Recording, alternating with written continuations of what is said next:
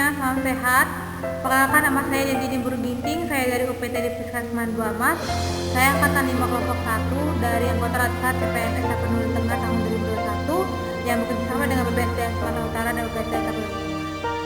Saya akan membawakan mapping tentang etika publik yang pengambil materinya oleh Ibu Yamnur Mahlia SST MTS.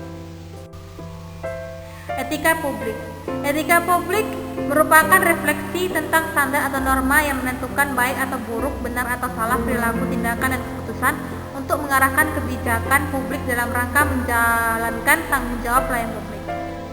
Ada 3 fokus utama dalam pelayanan publik, yaitu 1. Pelayanan publik yang berkualitas dan relevan. 2. Sisi dimensi reflektif. Etika publik berfungsi sebagai bantuan dalam menimbang pilihan sarana kebijakan publik dan alat evaluasi. Yang ketiga, modalitas etika menjembatani antara norma moral dan tindakan faktual. Nilai-nilai dasar etika publik ada 14. Yang pertama, memegang teguh nilai-nilai dalam ideologi negara Pancasila. Yang kedua, setia dan mempertahankan Undang-Undang Dasar Negara Kesatuan Republik Indonesia tahun 1945. Yang ketiga, menjalankan tugas secara profesional dan tidak berpihak. Yang keempat, membuat keputusan berdasarkan prinsip keadilan. Yang kelima, menciptakan lingkungan kerja yang non-diskriminatif. Yang keenam, memelihara dan menjunjung tinggi standar etika luhur. Yang ketujuh, mempertanggungjawabkan tindakan dan kinerja kepada publik. 8.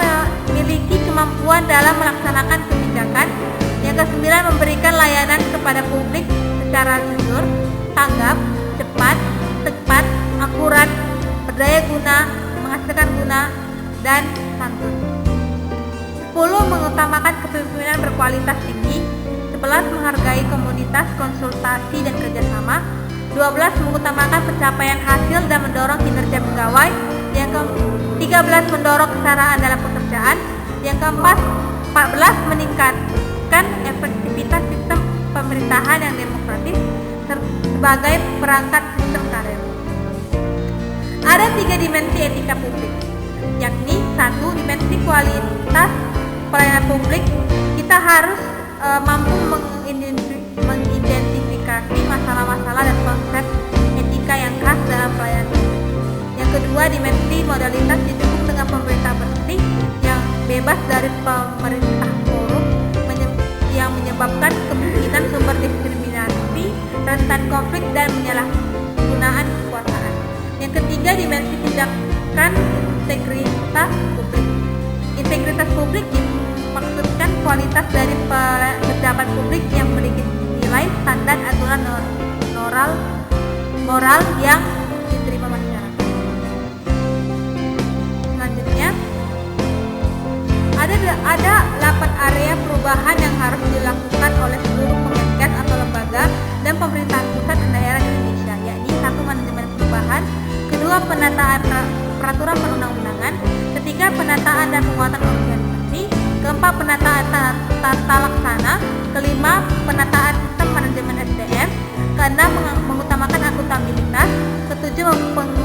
Penguatan pengawasan. Yang 8. Peningkatan pelayanan publik.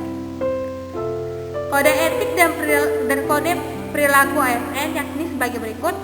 Yang pertama, melaksanakan tugas dengan jujur, bertanggung jawab, dan berintegritas tinggi. Yang kedua, melaksanakan tugas dengan cermat dan disiplin. Yang ketiga, melayani dengan sikap hormat, sopan, dan tanpa tekanan.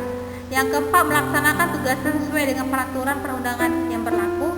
Yang kelima, melaksanakan tugasnya sesuai dengan perintah atasan atau pejabat yang berwenang, jauh tidak bertentangan dengan ketentuan peraturan perundang-undangan dan etika pemerintahan. Yang keenam, menjaga kerahasiaan yang menyangkut kebijakan negara. Yang ketujuh, menggunakan kekayaan dan barang milik negara secara bertanggung jawab, efektif, dan efisien. Yang ke-8, menjaga agar tidak terjadi konflik kepentingan dalam melaksanakan tugasnya. Yang ke-9, memberikan informasi secara benar dan tidak menyesatkan kepada pihak lain yang memerlukan informasi terkait kepentingan kedinasan. Yang ke-10, tidak menyalahgunakan informasi intern negara, tugas, status, kekuasaan, dan jabatan untuk mendapat atau mencari keuntungan atau memanfaatkan atau manfaat bagi diri sendiri atau untuk orang lain.